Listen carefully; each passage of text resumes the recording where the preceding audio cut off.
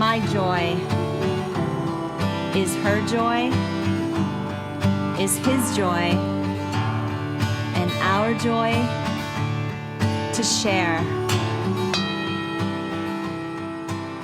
Hello, and welcome to Woo Woo in the Real World. I'm so excited that we're back. Yes, deep in season 3, and it is so good. Yes, So and juicy. super juicy, because we've launched into this magical universal 8-year in terms of numerology and energy. And today we are talking to an astrological expert, Demitra. I'm not even going to attempt to say your last name. Good for you. Don't I bother. love your first name so much, and the whole thing together sounds like a song. But I'm going to let you tell the good people how to say your name, and then we will dive into your background a little bit. But just introduce yourself to our audience, and then we'll dive in. All right. Greetings, everyone. Blessings to all. My name is Demitra Vassiliadis, which kind of rhymes with the silly artist. Good way to remember. Oh, that's a good way. Okay. It's a long Greek name, and my company is heaven-to-earth-astrology.com if you want to find me. And I'm a spiritual astrologer. I mean, very practical, but astrology is really a beautiful navigational tool that brings the woo-woo to earth in very practical terms for the purposes of this beautiful show. So that's who I am, and I can say more, but why don't I hand it back to you, Tambra? Yeah. So it's just so amazing. Just heaven to earth astrology. And as you said, bringing that woo woo down to practical terms, which is what Becky and I are all about. But I feel like this conversation today, I already know, is going to help us drill down even further. Right. Yeah. And I love the fact that, I met you just like through mutual people, and it's like, that whole frequency vibe thing, and we haven't even met in person yet. I know. And you look different today than the last time I Do saw I? you. My hair is flatter today, I think. You're glowing even more. But Ooh, I like yes, that. and this whole idea of frequency is a theme that is about to become increasingly important. We were just saying before the call that there's this amazing astrological aspect that's about to happen. But before I get into that, one thing I would like to say is that astrology invites us into this world of sacredness. It can steer us back to sacredness and sanity. And one of the basic concepts of astrology is this is not a random universe. We are not random fragments. We are here by divine design, the same force that created, you said it's an 8-year. If you look up the word analima, this is the path the sun takes every year that creates a beautiful figure 8 in the heavens. This is so magical. It's so extraordinary that the heavens have these perfect dance steps. And to the point of this call, each of us is a living embodiment of the heavens. Each of our chakras is aligned with one of the 7 visible holy planets. So one of the most beautiful woo-woo things about astrology is it says you are not a random fragment. You were sent here by nothing less than the force that flung the Milky Way into existence. You're here on a sacred mission that only you can accomplish. And in your presence or your absence, you are irreplaceable to the great symphony of life. So that is why I love astrology, because it dispels all of the, I don't even know what to call it, the statistics and this deadening what we're subjected to every day that tells us that there is no magic. And it's, to me, that's the woo-woo. It's so completely inconceivable when you see the analima or the perfection of the sunrise or the sunset, or even looking at you and gazing at a human being, you see heaven's magic embodied in a person. So there is going to be this big, beautiful aspect tomorrow, but I'm going to hand it back to you because I just said a mouthful. Yeah. And what a beautiful mouthful that was, right? Yes. Because I feel, we are all feeling it, right? The chaos of the world, and sort of, at times feel spinning out of control, and that there is so much darkness, right? But what I'm going to love about this conversation, just by the way you kicked it off, is, that it's not random, and that, these miracles and who we are and this sacred mission and divine design, like, I love all that. And like, what a great reminder, because we just don't always have it sort of like front and center in our lives as we're just going around, being busy people, right? Becky, I know you want to dive in, so maybe you I know I'm dying to like jump in here because I loved that kickoff so much. I loved everything you said. And astrology was a really big part of my kind of spiritual awakening. And it surprised me because I never anticipated kind of being into anything that was that woo-woo. But it turned out to be one of the most practical pieces on my journey that was so informative for everything you just said. It didn't, people ask me, like, well, I mean, did it tell you the future? And I was like, not at all. It gave me permission to be exactly who I was with exactly the talents that I have. And it gave me the confidence that those talents were important and that they were needed and that I had a purpose to bringing them into this world. And so I just, astrology to me is hugely important. I consult with an astrologer about once every year and a half, just to kind of get a forecast of the energy that I'm working with, so that I can try to step into a better flow. But I just love it so much. I think that it is so practical and helpful. And I especially loved how you said how we're all here to embody. We're all here to embody this. And that's really what this show is about. We're talking this season a lot about how people are embodying their soul's calling when they are coaxing their soul into embodied action. And what that process could look like, right? Right. And what that process could look like. And so that might be a great place to start with you, for us to understand a little more about your story and about how you really came to this, what appears to be such a fully embodied experience of being an astrologer. Could you give us a little bit of your journey and help us understand how you landed there?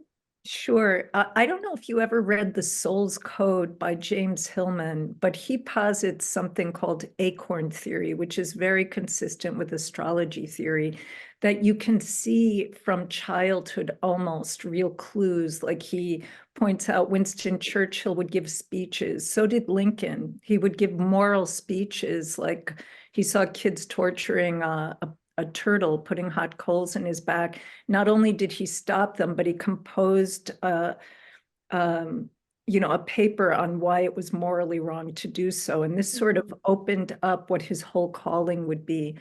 In this book, he said Madonna would set up her stuffed animals and give them a concert.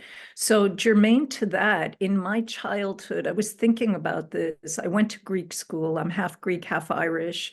And my favorite book was Greek mythology. I was transfixed. I didn't know that that was the primer for being an astrologer, that the Greek myths and the Greek gods became the Roman gods, became the planets. Some of my earliest memory, my first was my sister had a little jumper with the constellations, and I was with my godmother, and I said to her, Tinafta, what are those? And she began to explain the constellations to me. A very devout Christian woman who could also read the coffee cup. In the Greek tradition, you swirl the coffee, turn it over, and she would read what's going on. She was very accurate, but incredibly devout, charitable woman. Then my next memory was the 2nd Avenue bus in Manhattan, taking me home from 74th Street to 21st. African-American bus driver named Leo. I'm a Leo. And I would sit in the front and tell him about the Greek myths.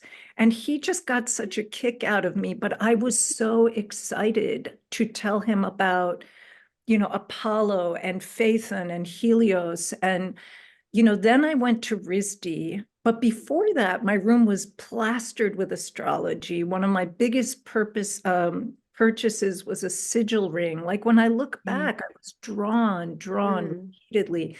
Then I finally got very serious. When I went to RISD, I was working in a vintage clothing store, and the owner was obsessed with astrology, and so was I. And she said, you have to go get a reading with this astrologer in town, a famous astrologer now named Caroline Casey, who wrote Making the Gods Work for You. And I had a reading with her and it was life altering. And I was going through a Uranus moon opposition, the awakening of the moon. And I said, stop the presses. This is what I have to know everything about. And I just became I'm self-taught as much as anyone can really say that, because you're reading people, you're attending lectures, you're always standing on the shoulders of giants, whether you're reading their work, attending their lecture. And then I was just so obsessed. People began asking me at the age of 18, I'm 60 now, to start reading their charts. And that became a hobby, that became a job, that became a business. Then I also began to love lecturing about astrology and entertaining. I would like to spiritually entertain people, because I feel our entertainment has gone so far downhill that we need elevation. And what's more elevating than the stars, the heavens, and how you embody these magical archetypes? So that's sort of my story in a nutshell. I don't know if I answered it or not. Yeah, no, I love that. We've in these conversations during this current season of our podcast, we've actually really made a very focused intention on asking our guests to paint the picture of what you were like as a child, right? And you didn't need any prompting with that. I mean, you went right there, which is amazing, right? Because the common thread that we're seeing is, in these times as, being an adult of 30, 40, 50, 60 plus years old, whoever, the age of whoever is listening, right?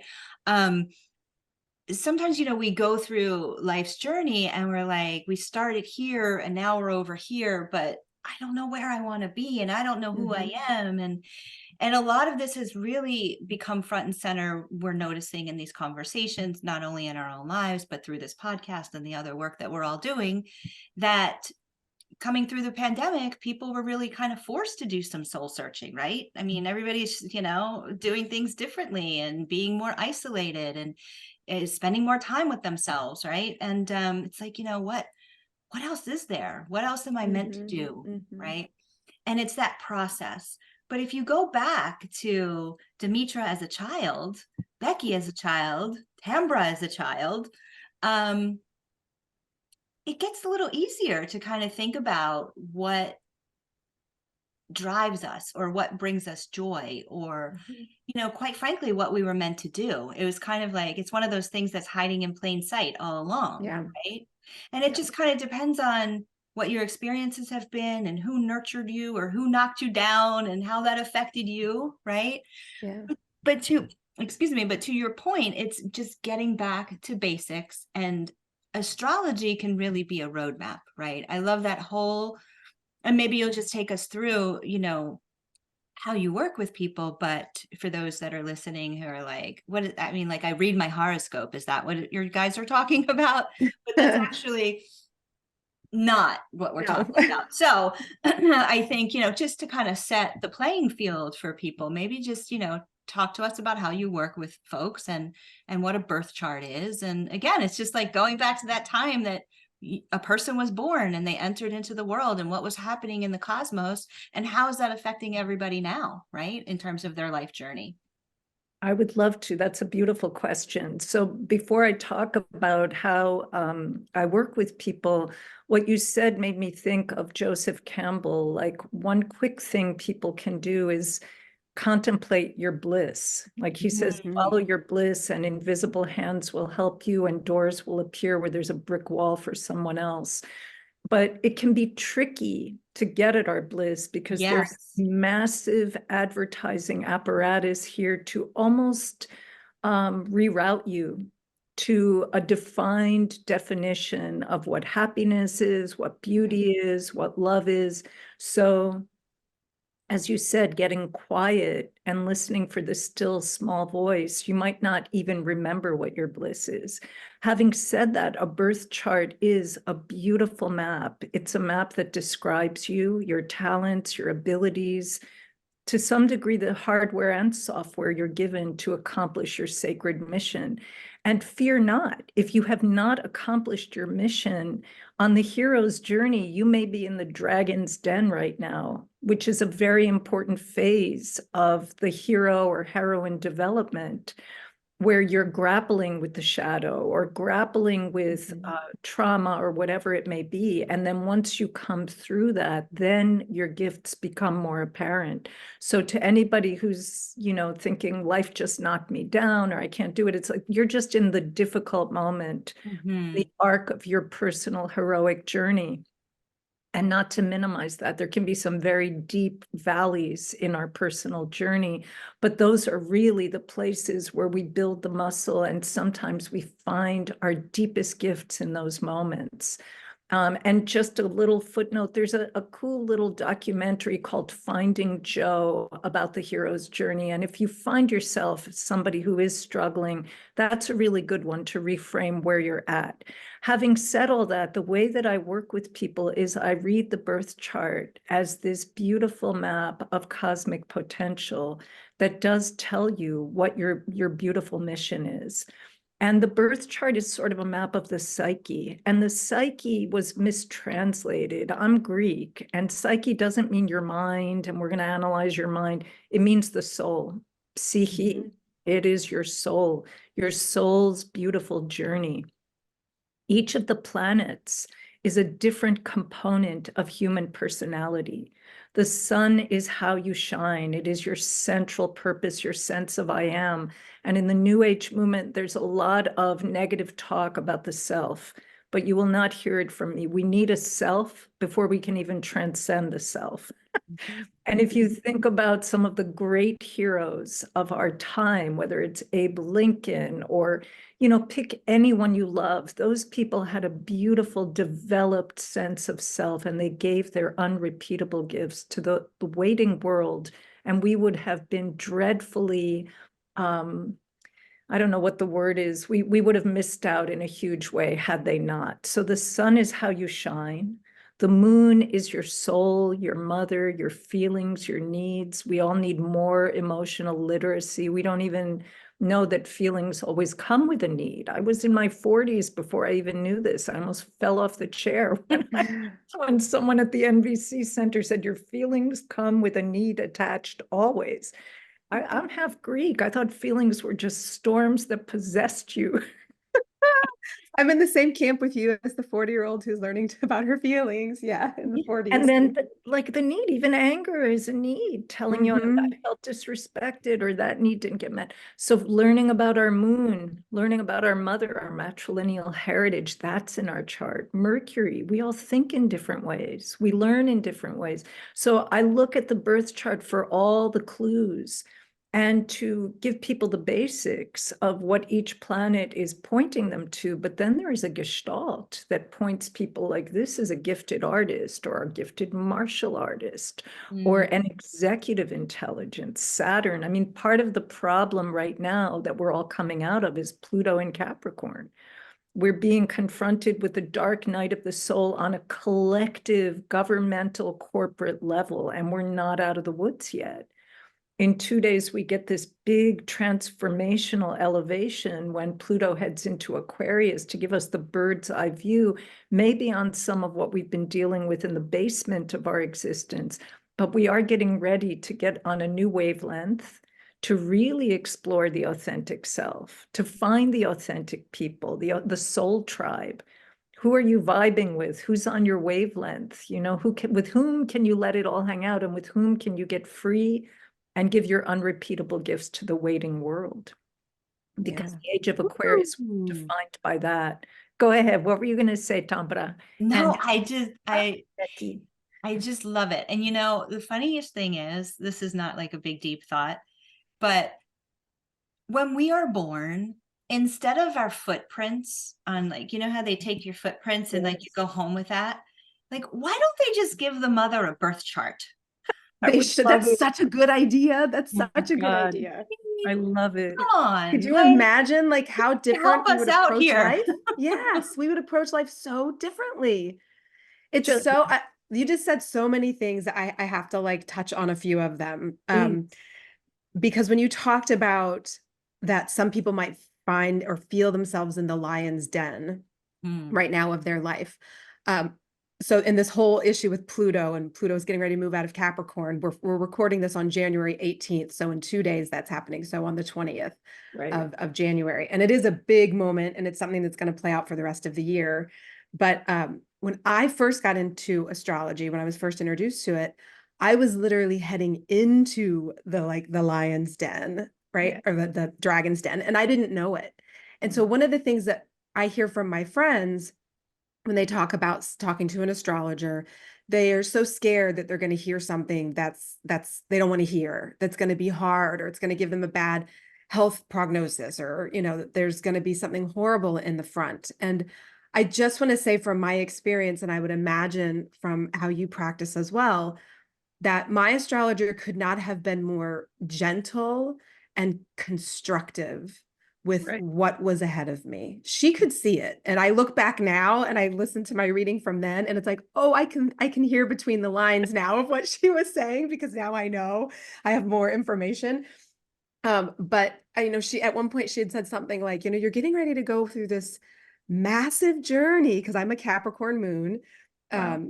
And so she said, it's going to be like being pregnant, and if you try to put on skinny jeans, it's not gonna feel like, it's not gonna work, and it's not gonna feel good, and it could be like dangerous, right? And so she was like, it's best to like go ahead and get the maternity jeans, like go with the energy, like really trust into it. And that helped me, because then when hard things started happening, I was like, because it is no secret to our listeners that I've gone through a divorce, and I did go through a divorce during that time, which came somewhat out of the blue for me, but not really. It kind of goes back to that, like your whole feelings and identifying like, oh, actually I do have, wait, I have needs. Hold on. I'm going to need to recalibrate. And doing that was scary and hard. And all of that was part of that like Pluto transit for me. And so I just want to touch on that to say, for people who are scared about what their chart might say, it is still even so extremely liberating and helpful to help you through that process and how have you worked with, I guess that's my question, how have you worked with people that are going through difficult transits in their chart? Well, to know that you're in sort of the womb of transformation or the process of alchemy, and that there will be an end to it, is immediately helpful. And to lean into it rather than to try to not to avoid it. Like you can't really avoid a Pluto transit because you're going through transformation. And that can look like a snake shedding its skin. You may have to shed a whole life. Or it could look like you having to go deep and do the transformational ancestral healing for your whole lineage. A lot of Plutonian people really take on a family pattern, and they say, okay, I'm the sturdy soul who came here to recover from this, to set myself and others free. But just knowing that it's there and giving people some guidelines, and even looking at the archetypes of transformation, it's not easy. But I'm Scorpio rising. I'm a Leo with Scorpio rising. Me too. So Scorpio rising calls you to the path of alchemy and transformation. And, once you know that Scorpio and Pluto really describe this whole arc, and one thing to know, depth is height. You may not want to go deep, but as deep as you go, that will precisely define how high you go. A pendulum is defined by the swing in either direction. So we want to avoid the searing pain of loss and of having to change and having to give things up. And believe me, I go kicking and screaming half the time, but knowing, oh, this is happening and there will be an end to it is half of the battle. Yeah. And then empowering people so that they know, yeah, the first stage is the scorpion who turned out the light. The next stage is the eagle to fly above it and say, what do I want if my life is changing? Where do I get my power back? Who did I give it away to? How can I breathe it back? What are the techniques that are going to get me strong, standing in my own executive power? And the third stage is that phoenix rising from the ashes, like this gorgeous bird. And those are the stories we love. We love the end point. We hate the messy middle. We're like, Yes. you know. And also, how long does that messy middle go on for? It depends. That's where astrology comes in. You take a look. Like Pluto goes on for a little while because it moves so incredibly slowly. Like it came into Capricorn at 2008 when the markets crashed. Mhm. It's going to leave finally in November, and then it will not be back for 246 odd years. That's how Good slow. riddance, Pluto. Well, he's going somewhere else. He's not totally Yeah. leaving us. Oh Well, my he's God. going into Aquarius. He's going to Right. transform humanity, but he's different in each sign because Right. Capricorn is so structural that we've been forced to look at structural corruption and, like all of the money stuff, the corporate stuff, the power of the powerful people. I mean, it's really been a painful process, and we're not quite out of the woods yet. But Right. Aquarius is so elevated. There is no higher frequency of thought in the whole zodiac. So Pluto there is sort of almost forcing us to elevate, to get to higher ground. And I Mhm. think it will be welcome. I think we will be waking up. I think we will be, this is a really good time to consciously seek elevating practices. We've done so much deepening. It's like we've been to the bowels of the earth. Now it's time to get that beautiful eagle, the bird of freedom, and Mhm. look down on things and just be, what can I discern from this higher vantage? How can I do my yoga, my gratitude, my affirmation, my hanging out with people who lift me up? How do I lift myself and others up? What are my gorgeous gifts? How do I give them to the world? So important, because now we're entering the age of the authentic self. And Yeah. Let's talk about that. yeah, forget about celebrities. You're the star. You are the Yeah. star, and not in some, I want the golden statue. I mean, for some people, it's appropriate. It's good to celebrate beautiful, performance and achievement. But the Aquarian age and the gift of COVID was, who were the stars in your life? I'll tell you, Mhm. my local peeps became increasingly important. And I really saw that there is no substitute for community. That's Zero. right. That's right. Yeah. One thing I think maybe if we just take a quick second to just explain to our listeners, because I think it could get very easy to get confused, especially since I just brought up the fact that I had the Pluto transit in my chart, right? Because I'm a Capricorn moon, is that we're kind of talking about two different things. So there's your personal natal chart, and how these different transits and different placements of planets affect you personally in Mhm. your personal journey. But then there's also the collective, because you were just talking about the age of Aquarius and that being a more collective experience. Right. So some people, the Capricorns among us, have been going through either long dark night of the soul and also big empowerment. A lot of Capricorns went through something but came out typical to Capricorn on the top of the mountain. I mean, this is the little sign of the intrepid goat that picks a sacred mountain and climbs it. But collectively, we've been going through this time of Pluto and Capricorn since 2008. Some people have been deeply affected by it: Capricorn, Sun, Moon, Venus, planets What rising. about Virgo? Virgo with Leo rising. Virgo with Leo rising was actually getting a benefit from the Capricorn time. It was forming a trine. And now the Leo people will be feeling the Aquarius. That I'm a Leo, it will be opposing us depending on the degrees. So it's really a beautiful time for collaboration with artistic, creative mavericks. And, that will be to partner with the right groups, like group partnership, group collaboration, building community, super important. And the Leos can be, where the spotlight is, the ones who lead the charge. It can be a very beautiful placement. Now that we're heading into Aquarius, we are all being called, even if you have 0 Aquarius in your chart, you will have a house that is defined by Aquarius. There's no such thing as I have none of that. Like, you may not have a planet in a particular sign, but that Like, for example, I have no Capricorn in my chart. Actually, I do. It's my South Node. It's where I've been in a former life, but 0 Taurus. But Taurus still defines my partnerships. So anything happening in Taurus is going to have a big effect on who I partner with. Right now, the Aquarian call is for all of us, and especially because this is the sign of humanity. This is our sign, we the people. You know, when the United States, our big contribution to this world is not going to be the opera, that will be Italy, or the beautiful fresco, that will be Italy, the beautiful pastries, that'll be France.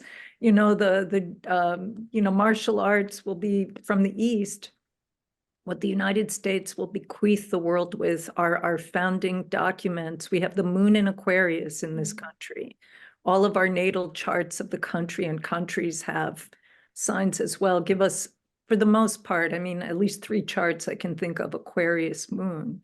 And our big gift to humanity will be the Declaration of Independence, the Constitution, and the Bill of Rights, all of which define humanity in this sacred, beautiful way as a collective that can accomplish together what we cannot do alone, and yet protects us for solo performance as well. So now we're entering that time where we need to beautifully connect with like-minded people, recognize the sacredness of what it is to be a human being. Like in our system, God is invoked. God creates man, humanity. Man just means the hand in French, handed creature. We are given these God-given rights. The Constitution doesn't give us our rights. The Creator does. It's a remarkable system, and it brings us again back to sacredness and collective endeavor. And how can we be free so that we can pursue our bliss, our gifts? You know, if you're oppressed, you can't write your novel, do your dance performance, have your yoga studio. So we're breaking free of what has bound us. And the worst chains are the internal ones. I'm not good enough, I'm this, all of that negative. And some of that comes directly from advertising. You know, I'm too fat. I don't have, like, in one day you need the big boobs. Now we're doing small boobs. You need the big butt. Now you need this. I mean, it's maddening what is being done. And like, it's time to break all those spells and just be like, I am a sacred being sent here by the universe with my unrepeatable gifts to do what only I can do. And that's the same for every one of us. Right. And I think, you know, you touched on something really critical that, you know, people can look around and then just start to compare themselves with what they're seeing on social media or that latest marketing message, right? And, you know, that's a deal breaker in terms of your authentic self, right? Yep. And so for somebody listening, it's like, yeah, well, following my joy or bliss might mean, you know, I need to just do a total overhaul here, which could be pretty daunting, right? Have you seen that in your own practice? I have. I mean, I feel that sometimes great loss brings people to their authentic self. Sometimes it's just dissatisfaction with the constant barrage of the social media. My biggest concern is for the young people with the social media. I think about that at least once a day, and I think ceremony is what I keep coming back to, that grown-ups need to lead the charge of creating some kind of very simple sacred ceremony for the young people where they can be authentic. Because otherwise, like, if we don't lead them to themselves, you know, there are plenty of voices out there that even hypnotize us. You know, I find myself like, you know, pray to it as well. And, you know, could you give people an example of what you mean by that in terms of a ceremony that adults could lead young adults in? Sure, because I've done them. Like, I've been hired to do sweet 16s, and sometimes just to sit in a circle, like talking stick could be the most basic thing you need. And I mean, these days, you have to be careful. Like if you're going to do this regularly, you might even need a background check or something, you know, if you're going to work with young people. But I think it's worth it. It's something I'm talking to a therapist friend about because there's such a crisis among young people. And I think it's real simple. Start with a very simple non-denominational blessing or prayer. Pick a focus of maybe have a talking stick or something that you don't interrupt whoever's speaking. You can time it so that no monopolization of time. And then the facilitator can have people, they can talk if there's been a big loss in the community, what they want to say. You know, if they've lost a friend or something traumatic happened, everybody gets to share. Or it could be very empowering, something they want to accomplish in this month, or what they want to release one round, what they want to commit to. But it gives, like, it's hard to be intimate without boundaries and structure. Otherwise, we're lost in the chit chat. And even creating a sacred space for the young people, I have found that they really respond to it. And, you know, with the yoga studio, it might be a really beautiful thing to offer and even have the parents. And the parents have no idea half the time what these poor kids are going through. Right. And they're struggling to make those kinds of connections with their own kids, right? Because everybody's always behind these screens. Just this morning over coffee, Dan and I were spending, my husband, just a few minutes catching up, and he shared with me, which is why I want to share it with you, that he read that there's a boarding school in Massachusetts, I forget what it's called, but they banned cell phones during the day. Wow. And they give all the kids these kind of like flip phones in case they do need to contact someone or feel like they need obviously communication. But in terms of like scrolling and screens and apps and all of that stuff, it's banned throughout the Wow. day. And that the kids are really responding so well to it, that someone actually made this decision, takes the pressure off, right? And so I think a lot of that is what, you know, you're talking about as well, which is, you know, the adults need to step in. But it's not always so easy because we don't know how. Right. And we're You not know? being supported. You know, maybe the first Correct. thing is for us to create little ceremonies. I mean, every month I do a new moon and a full moon, but I used to do them in person. And now I want to also offer like the phone call, but because people do like that, but create sacred space again where we can be together. And we would, you know, just give each other aho, you know, which is the Native American call and response when somebody would say, I'm giving this up, I want to release. The whole room would just be like supporting them, or I want to commit to this. We need it. We are tribal people, all of us. Yes. All come from tribe. You go back far enough, tribes of Europe, tribes of Africa, tribes of wherever, the Middle East. And tribal people had lots of beautiful ceremony. They celebrated the hunt, they celebrated birth, they celebrated death, they celebrated the ancestors. And you know, we've been given television and it is a poor substitute. What we want is intimacy and sacredness because we are sacred beings. That's what astrology has taught me. Oh my God, I'm a sacred being for real. The planets incarnate through each of my chakras. I'm here to do what only Demitra can do and celebrate what only Tambra can do, you know, and each of us can do. And that brings us back to, it cures the spiritual amnesia, which is epidemic. And I fall prey to it. I'm not here to tell you, yeah, I have all my act together. I mean, I fall asleep as well. And I'm like, wake up, wake up. Yeah. It's the human experience, right? It is. And I love this. I love that we're touching on the fact of the importance of rites of passage. You know, we're such a ritualistically rites of passage starved society in the West, especially. We just have abandoned it. And a lot of that went by the way of people pulling away from organized religion for, you know, valid reasons or for whatever reasons, you know, for it wasn't really serving them. I consider myself in that camp. But I did grow up with a lot of rites of passage just from that standpoint. And I made sure my kids grew up with that too, even though it was a faith tradition I didn't grow up in. I raised my kids Jewish. But there is something to be said about that ritual of Friday night Shabbat, which we did when they were little, we still do. And there was something to be said about that ritual of that bar and bat mitzvah at that particular age. Like, there's a reason why these things existed. There's a reason why they were important, and there's a reason why religions put them into place. And I really like the book for anybody who's looking to create their own rituals and their own rites of passage. I love this idea of creating your own ceremonies. There's a great book by Thomas More called A Religion of One's Own.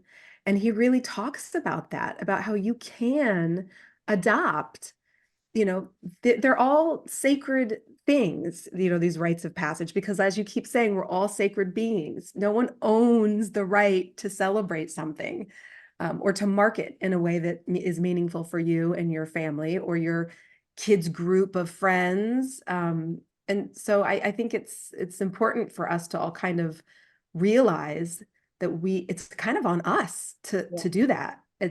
We're not relying, at least I'm not relying on organized religion to do that for me. And I think societally, that's kind of what we did. And so when that went away, a lot of that ritual went away. And so I just wanted to chime in with that. I think the Jewish community is really smart. I keep my eye on who initiates the young people, and the bar mitzvah and the bat mitzvah are worth. I think it's good to keep in touch with one's roots to whatever extent one can. And you can update things. You can be the branch that says, okay, I'm going to keep this and let go of that. But there are beautiful things that run through the DNA of each culture. And updating stuff is a great idea. There's a movie that I love that one of my clients directed, and it's called Kiana's Apache Ceremony. And it's this beautiful Moroccan filmmaker goes to the reservation, and there's this beautiful young woman who is given her Apache ceremony. I wept like 3 times thinking like how much was lost. Like now you have 16-year-old girls just thrown to the wolves in the culture. And I'm like, to me, like, I guess my main calling with astrology, the overarching focus for me is the return to sacredness. It would change everything and nothing. But if we approach things in a sacred manner, whatever they may be, immediately we are in kind of holy space. And it doesn't mean we have to be serious all the time, but like, what would a sacred way of inviting a young woman into womanhood? What would that look like?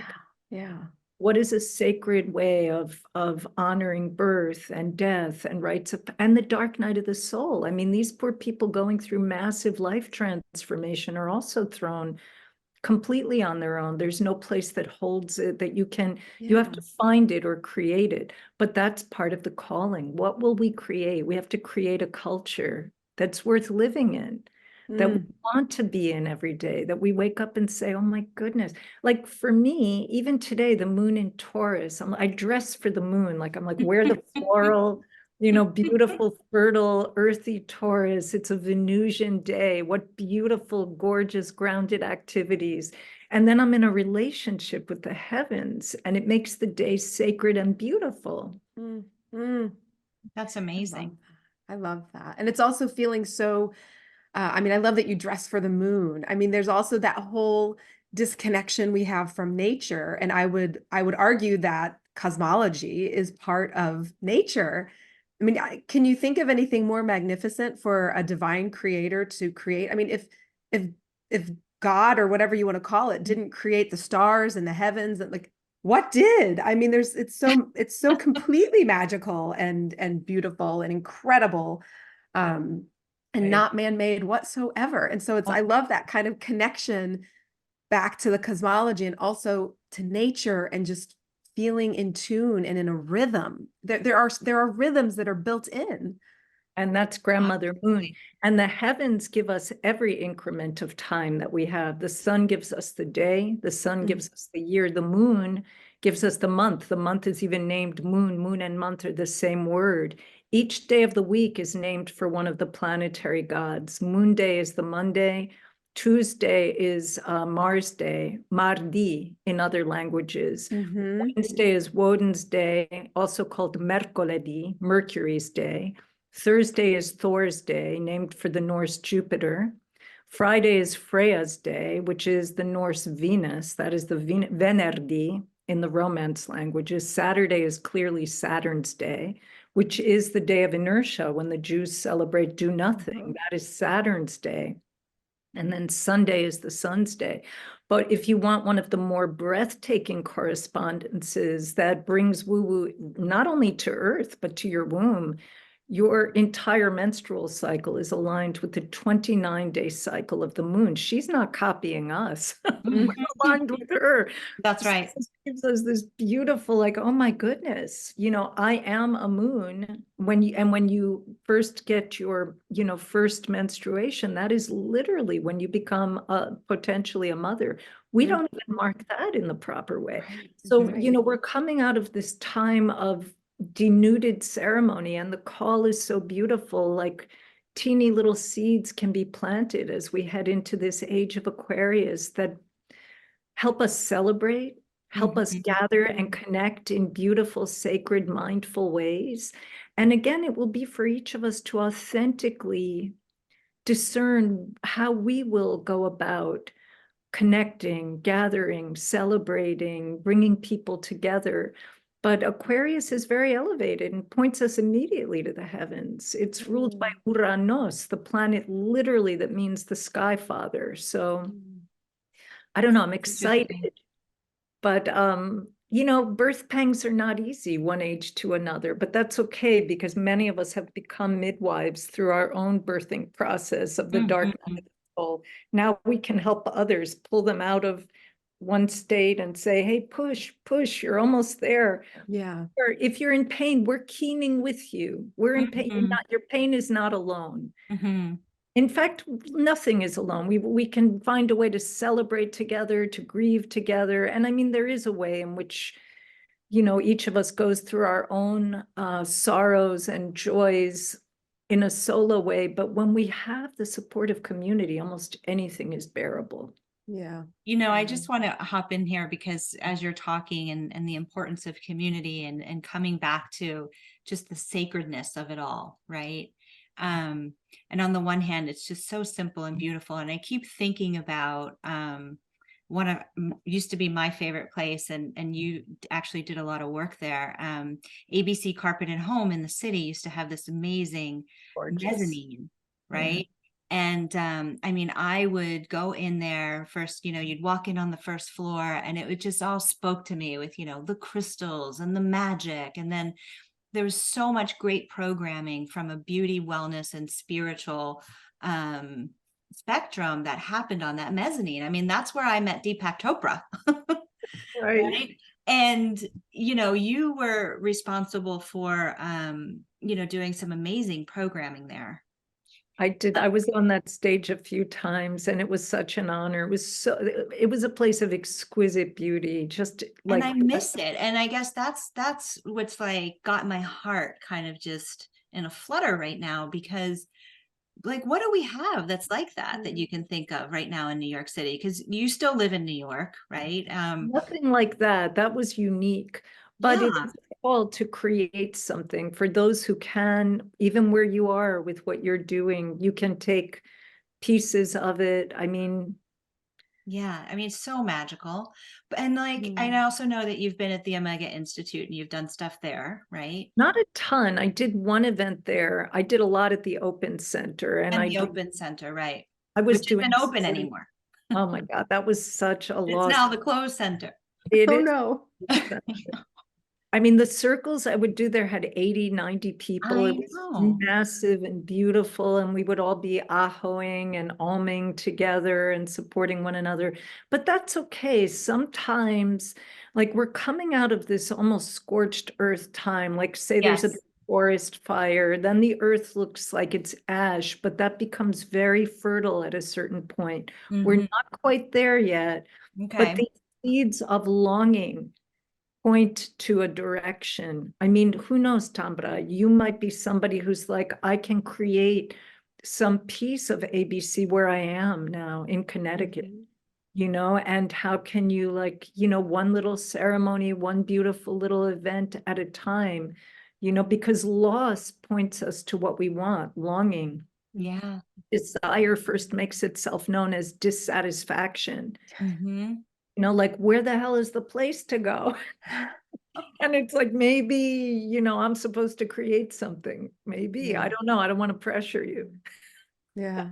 I'm getting like full, Trust me, I keep yeah. so many times I'm getting chills in this conversation, and Oh, and even honestly like a little bit emotional because of what you're saying about the ripe timing of people planting the seeds of their own discontent to turn them, to alchemize them in that soil, in that fire, into something that the world needs is it feels really beautiful to me. I don't know, it's really hitting me in such a really profound way that that's, I hope, I pray that that's where we are as a humanity and society. We so desperately need it. And I hope anyone who's listening to this and you've maybe had like a little, like you said, that little longing, I hope that you will hear this and realize that that is like, that's your piece. That's the thing you really need to explore. And someone like, you know, Demitra can help you with astrology and help you understand that little piece that you have to bring and really, now's the time, plant it in the soil, like get to it. It's not going to grow overnight. So don't get freaked out that your whole life's going to change immediately. But it's something really moving and beautiful about this conversation that's hitting me. Just wanted to share that. I feel the same. Yeah. So maybe let's round out the conversation a little bit with kind of, so we're here January 18th. We're moving into February very soon, post this big Pluto Capricorn cosmic event that's happening. You know, what should people like, what sort of guidance do you want to give the collective right now with where we are with this 8-year and this energy? Yeah, the 8-year is beautiful and powerful. And, you know, kind of points to the sun, to solar power, which is, you know, the opposite of the age of Aquarius. It's Leo, the sun, the sun, the sun. But what I would say is, don't expect things to immediately transform, even though for some people there might be like a very quick, sudden, you know, shift on the 20th when Pluto heads into Aquarius. Some Capricorns might feel like the pressure is kind of leaving them a bit, although they're not done yet, not until we get through November. That's why I say this is a year of kind of pushing and birth pangs. What I would say is give some thought as to where you have seen a need for empowerment in your life over the past decade and beyond, since 2008. Make a list of executive issues, because Capricorn is the executive consciousness of the zodiac. What do you mean by an executive issue? Mm-hmm. I mean, having agency in your life, business plan, responsibility, the ability to succeed in life. You are the CEO of your life. Whether you own a business or you don't own a business, you are the chief executive officer. You're the captain of your ship, but you are the executive consciousness. Having said that, with the amount of trauma that has been circulating, that is what makes the frontal cortex, the seat of executive consciousness in the body right here, go way offline. So this is a beautiful time to sit and make a list of where do you feel empowered in terms of your goals, your finances, your success, your objectives, long-term goals, the structure of your life. Capricorn is the sign of structure. In the body, it's the bones and the teeth. In a building, it's the grid and the foundation. It is and another word for structure is literally support. Your bones support you. So ask yourself, how am I doing on this level of executive support and empowerment? When Pluto goes into Aquarius, it will be a time to get further empowering support from friends, from community, from liberation technology. We now have things like emotional freedom technique, the tapping. We have EMDR, eye movement desensitization reprogramming. We have Dick Schwartz, the IFS, internal family system. We have resetting your vagus nerve. We have all this stuff that can help restore your executive strength. And we have each other. You know, you don't have to heal alone. In fact, connecting with people who may be struggling with a similar issue can be one of the most healing things you do. Absolutely. So between now and September, get the higher view, say, oh, I'm going to do this and this to get more empowered, to get more support. And I say the person with the most support wins. That's the new contest. Never mind, with the person with the best abs or butt or that's all wonderful, and there are signs that are really into fitness and nothing against it. But right now I would say the person with the most support, that's the winning hand. How can you, one little cup of coffee with a friend at a time, one little conversation, attending a group yoga, or my candle is now making me cough. Uh-oh. How can you find support, create support? Support is now key. With Pluto, Pluto is power in Aquarius, the sign of friendship, sign of the group, the sign of humanity. We get our own sign, we the human being, and that sign is Aquarius. It is not one of the animal signs, more primitive states of consciousness. It's not Libra, a principle of balance. It's not even Virgo, who's really the goddess of, wheat, corn. Aquarius is a human being. And human beings are defined, like this part made me tear. I can feel my eyes tearing up. We are defined by friendship. We are defined by group connection, community, each other. And now it's time to, and we're not good at it. We are not good We've at been it. given the chit chat, and everything that we're fed on the airwaves is almost to alienate us in a strange way. So we should be loving and kind to ourselves and say, okay, this feels scary. Getting close to people feels vulnerable. Vulnerability is scary. But one little conversation at a time, building the muscle of connection. It's connection that will save us, and and will empower us. And it won't always go easily. You can be like, oh, that didn't really feel aligned. It's okay. Give yourself credit for trying and try again. You'll find because what you're seeking is seeking you. Indeed. So I think that's my thing and also if there are goals you have and almost all of our goals will involve other people, list those and then assemble your dream team, vision map it. Who would you love to collaborate with? I want you on my dream team. I would love to be on your dream team. I would love it. And I'm just putting it out there. I'm signing up, Yeah. So, well, to that point, can you remind everyone again if they want to work with you? Because of course I'm sitting here going like, I'm booking a session as soon as we get it's happening. I'm like, why haven't I booked it already? Geez. I know, right? But remind people again, if they want to work with you, how is it just reading of charts? Like I've already had my natal chart. So someone that might be new for them and you can do that. But if they've already had, if they're already 10 steps into astrology, what are some things that you can help people with in your I do astro coaching. I can do, if you want to look at what's going on month by month, I can do that. I read people's charts. That's the main thing I do, to look at their aspect, solar return charts, synastry charts, which is how charts are compatible.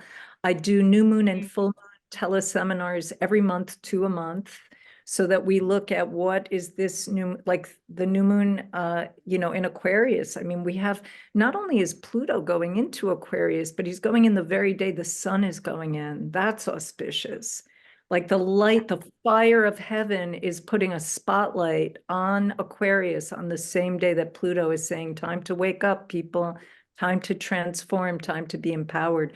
So if you go to heaven-to-earth-astrology.com, I do events, I speak at events, I work at parties, I lead ceremony, I read charts, I write a daily column that tracks mostly the moon, who's my special favorite, grandmother moon, just to give people some spiritual nutrition every day, because the moon is the mood of the day and how we nurture ourselves in the day.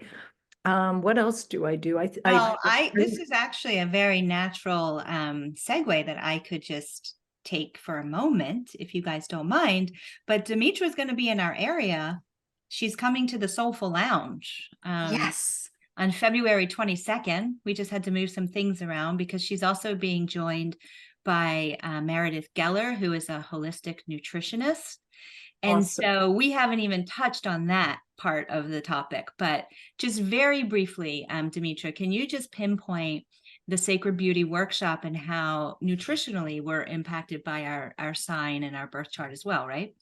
Yeah. Astrology is all encompassing. And one of the main things is the embodiment aspect. So the entire zodiac we embody from our Aries head to our Pisces feet. Every single center of the body is presided over by a sign and by a planet. And knowing the energetic needs of each of these centers can help us feed literally our physical bodies. I mean, it gets into even medical astrology, which I won't venture into because Do you do for that too? reasons. Do No, you do but that? I Okay. do. I do it for myself, but I don't, it's a Yeah. tricky territory. So Meredith, who's this amazing Virgo rising, brilliant nutritionist, and I put together a beautiful way. I'll be talking about how to feed the energy of each sign, and she'll be talking literally about nutritional ideas that you can adopt that will keep you beautiful, radiant, and healthy in the weeks to come. It's a beautiful way of literally bringing heaven to earth. And I love those numbers. I mean, it's a new date, 222. Yes. I was going to say February. I was getting ready to say February 22nd, 222. I am going to be there. I'm buying my ticket as soon as we hang up from this call. People join me. Join us, people. It is going to Yes. be fascinating. Oh man, I can't wait. And lovely. And wear what you feel beautiful in, because beauty is also a sacred concept. And I'm not Yes. talking only about, like, I feel that beauty gets a bad name because we're given these specific things and then they switch it on us. And, it's like a tyranny of beauty. But beauty is a sacred, I mean, the universe only creates beauty, and beauty will immediately elevate you. If you say, what is the most beautiful way I could respond right now? Immediate mathematical elevation. And for a woman, when we feel beautiful, we're receptive. We are the principle of Venus. We are the embodiment of beauty. We have to own our own beauty and not let anyone else be a tyrant about that. But come and wear what you feel gorgeous in and let yourself shine and radiate the beauty of your soul, your body, your mind, your spirit. I love that. I love that. I heard the definition for beauty once as it is the great mystery embodied on earth. So, I mean, it could be in a plant, it could be in a painting, it could be, it's however it's come to be material form on earth. That's beauty, and it's the great mystery. So I love that you just took that moment to say, let's redefine beauty. Like, I love that. It is. And beauty will restore you. I mean, immediate restoration when I've been sad or depressed or despondent. When my mother died, I just remember walking, I'm on 20th and 1st. There used to be the Gramercy Florist, which has since closed. And I was like, oh, what's the point of anything? I was like in a total state of wah. And I walked It's by hard to imagine you like that, but okay. Oh, I was. I mean, it was like this long drawn out thing. And I was like, oh. And I walked by the Gramercy Florist, and it was like the beginning of spring. And they had in their window this huge vase of forsythia with a spotlight. And I was just transfixed. And I was like, life is worth living. Yeah. So beautiful. So when in doubt, seek beauty, and you'll see the fingerprint of divinity wherever you look. Yeah. Love that. What a great place to stop for today. I was just going to say, yes. Demitra, thank you so much for joining us on Woo Woo in the Real World. So many little golden nuggets here and pearls of wisdom, and gosh, documentary to watch and books to read. This was a loaded episode. I loved every single minute of it. I mean, I opened up my notebook. I was taking notes over here. So thank you so much, truly, for your gifts and for sharing this time. I can't wait to host you at the Soulful Lounge on February 22nd. But yeah, go out and enjoy this time, people. Yes, indeed. Until next time. Thank you for having me, ladies. It was a joy.